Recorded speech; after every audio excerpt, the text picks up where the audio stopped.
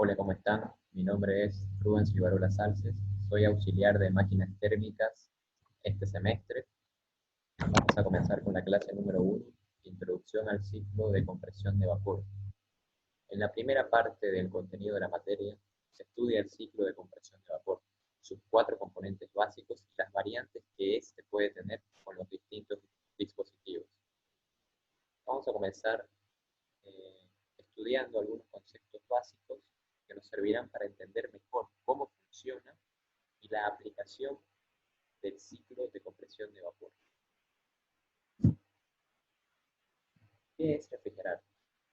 Refrigerar consiste en conseguir una temperatura más baja que la del medio ambiente inmediato. Esto se consigue extrayendo calor de un cuerpo, del cuerpo a refrigerar a baja temperatura y la cesión de este calor a una temperatura más alta. Espacio refrigerado.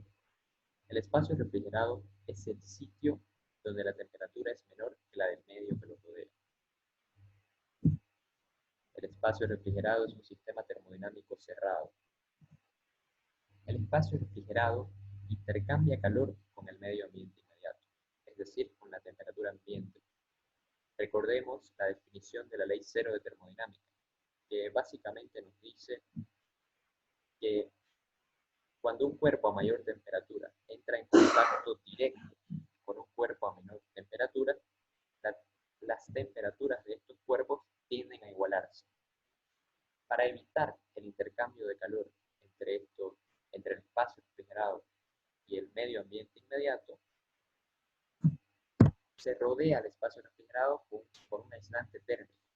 El aislante térmico es un cuerpo que rodea el espacio refrigerado y reduce al mínimo el intercambio de calor que puede tener este con la temperatura ambiente, favoreciendo significativamente en la eficiencia del sistema. Para diseñar un espacio refrigerado es necesario definir una temperatura de diseño. La temperatura de diseño es la temperatura a la que se requiere llegar y mantener el espacio refrigerado. Algunas diferencias estándar de temperatura, si bien esto no es una ley que se debe aplicar siempre, es una recomendación práctica a la hora de hacer cálculos. Estas son que la temperatura de diseño menos la temperatura del evaporador sea igual a 10 grados centígrados. O visto de otra forma, la temperatura de diseño debe ser igual a la temperatura del evaporador más 10 grados centígrados. También se recomienda que la temperatura 1 o la temperatura de compresión o del condensador menos la temperatura ambiente sea igual a 10 grados centígrados. O, desde otro punto de vista, la temperatura de compresión debe ser igual a la temperatura ambiente más 10 grados centígrados. Esto para que exista transferencia de calor desde el espacio refrigerado a la temperatura ambiente. Por eso debe ser mayor.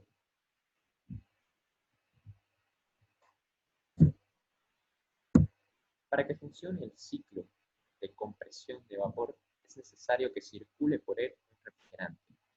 Un refrigerante es un medio de transmisión de calor que absorbe calor al evaporarse a baja temperatura en el evaporador y lo cede al condensarse a alta temperatura en el condensador. El refrigerante puede estar en estado sólido, líquido o gaseoso. El refrigerante en estado sólido puede tener cambio de temperatura y cambio de fase. El refrigerante en estado líquido también. El refrigerante en estado gaseoso solo puede cambiar de temperatura. Recordemos la diferencia que existe entre un gas y un vapor. Los gases son vapores altamente recalentados, que están lejos del punto del vapor saturado seco, donde comienza el cambio de estado a líquido. Los vapores recalentados están más cerca de este cambio, con transferencias de calor mucho menores que las de un gas o variaciones de presión mucho menores pueden cambiar de fase. Métodos de refrigeración. Los métodos de refrigeración más importantes son elevación de la temperatura de un refrigerante. Uno de los métodos de refrigeración consiste en poner en contacto directo el cuerpo u objeto que se desea enfriar con una sustancia transmisora de calor, cuya temperatura es menor, es decir, con un refrigerante. El intercambio de calor, considerando un proceso isobárico, se conoce como calor sensible y queda definido con esta ecuación matemática. El intercambio de calor es igual a la masa por el calor sensible a presión constante por la variación de temperatura, es decir, la temperatura final menos la inicial. Otro método de refrigeración es el cambio de fase. El hecho de que un refrigerante necesita absorber calor para cambiar de fase es aprovechado por la refrigeración. El calor intercambiado durante el cambio de fase, conocido como calor latente, queda definido con esta ecuación matemática, que es ya conocida. El calor intercambiado es igual a la masa por la entalpía de vaporización o por la diferencia de entalpías entre el vapor saturado seco y el líquido saturado. Los cambios de fase pueden ser fusión, es decir, de sólido a líquido. El calor absorbido se conoce como calor de fusión. El ejemplo más notable es la fusión del hielo. Una ventaja del uso del hielo es que la refrigeración se hace independiente del equipo mecánico. Las desventajas son los problemas para eliminar la carga, es decir, el agua en estado líquido que queda luego de que se ha producido el intercambio de calor, y la imposibilidad del hielo de enfriar el producto por debajo de 0 grados centígrados. Vaporización, es decir, del líquido a gas. El calor absorbido recibe el nombre de calor latente de vaporización. Este proceso de refrigeración es el más usado y tiene lugar en el ciclo de compresión de vapor que se estudia en detalle en esta materia. Otro cambio de fase utilizado en la refrigeración es la sublimación. El ejemplo más común es el del hielo seco o anhídrido carbónico sólido, que al calentarse a presión atmosférica se sublima. Una ventaja de usar hielo seco, a comparación del hielo común, es que no existe la necesidad de eliminar las cargas de líquido, ya que este pasa directamente al estado de vapor o gaseoso, una vez se intercambia el calor. La mayor cantidad de calor intercambiado ocurre durante el cambio de fase. Las variaciones de temperatura ofrecen un intercambio de calor, pero el cambio de fase absorbe mucho más calor que la simple elevación de temperatura.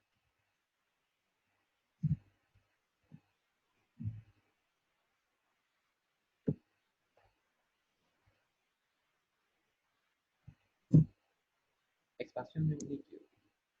La expansión de un líquido origina un descenso de temperatura. El descenso de temperatura carece de importancia práctica si la sustancia permanece en estado de líquido durante la expansión, pero es apreciable si la expansión se realiza en zona de mezcla.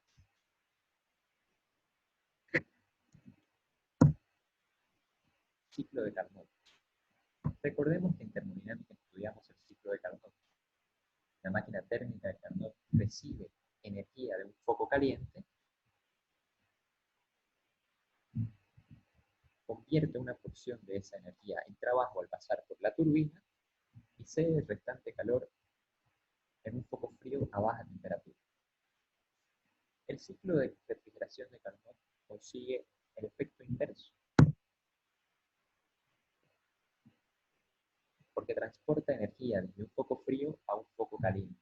Para realizar el ciclo de refrigeración se necesita suministrar trabajo externo.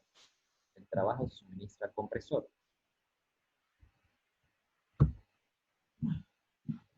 El calor es absorbido en el evaporador, que es el foco frío, se expulsa por el condensador, que viene a ser el foco caliente, y tiene que llegar a una temperatura mayor a la del medio ambiente inmediato para que pueda ceder el calor.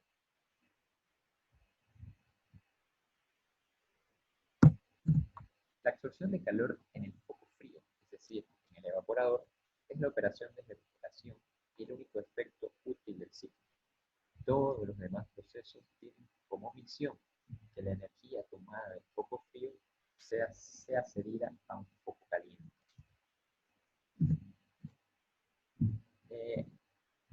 Para aplicaciones prácticas se hacen cambios en el ciclo de Carnot. Recordemos que los ciclos de Carnot son ciclos ideales, ciclos que no pueden desarrollarse en la práctica. Para que el ciclo de Carnot tenga importancia práctica, pueda emplearse, se hacen algunos cambios. El primer inconveniente del ciclo de Carnot ocurre en el compresor, se da en el compresor.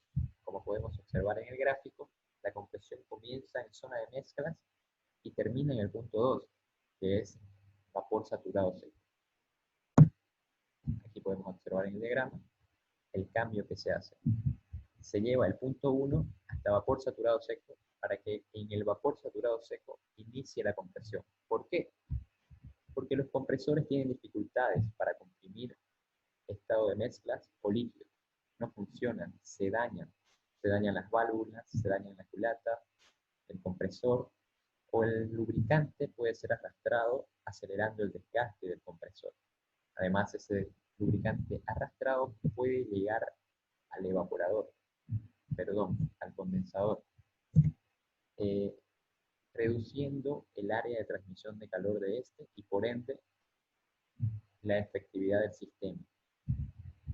Es por eso que la compresión comienza en el estado de vapor saturado seco, para asegurarse de que no exista líquido que pueda dañar al compresor. Ese calentamiento extra también conlleva a un trabajo extra.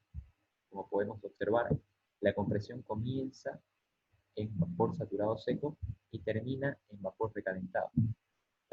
Este triángulo de recalentamiento que se muestra en el diagrama de la derecha exige un trabajo extra que le resta eficiencia al sistema, pero la eficiencia que pierde el sistema al comprimir hasta recalentar el refrigerante es totalmente compensada con los beneficios que se obtienen en el compresor. Se alarga mucho la vida útil, ya que al no existir el líquido,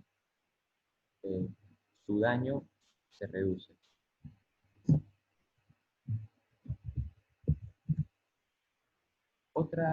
La segunda modificación importante que se hace al ciclo inverso de Carnot es en la zona de expansión.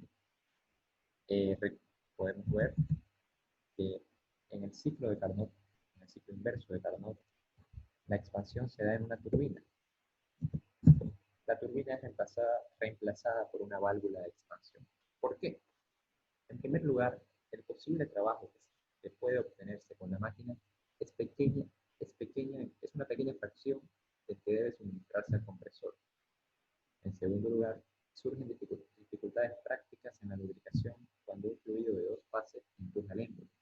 Finalmente, la potencia recuperada en la turbina raras veces justifica el costo de la máquina de expansión. En teoría, en el ciclo inverso de Carnot, el trabajo que se recupera en la turbina debe suministrarse al compresor para hacer un ciclo relativamente autosuficiente.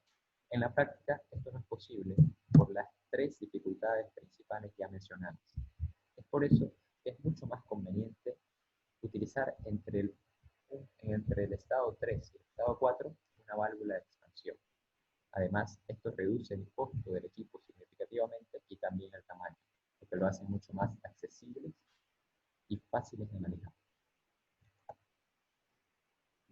Entonces, en resumen, nos quedaría este ciclo de compresión de vapor, conformado por un evaporador, que es donde se absorbe el calor y ocurre el proceso útil, la refrigeración. En el evaporador ocurre un proceso isobárico. Del 4 al 1 no varía la presión, en teoría, se asume eso, porque las variaciones pueden ser despreciables. También tenemos un compresor, el segundo componente básico, y es el corazón del ciclo de refrigeración. En el compresor se asume una expansión adiabática reversible, lo que nos resulta un proceso isoentrópico. Condensador, el otro elemento del ciclo. En el condensador se cede el calor al medio ambiente inmediato, creando el refrigerante esterilizado de líquido saturado. En la válvula de expansión se reduce la presión del refrigerante, ingresa a zona de mezclas y se repite el ciclo.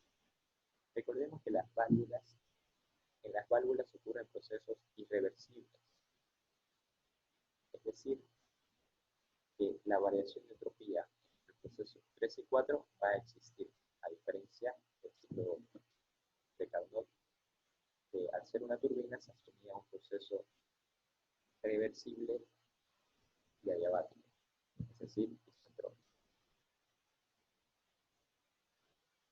Eso ha sido todo en la primera parte de esta clase de introducción al ciclo de compresión de vapor.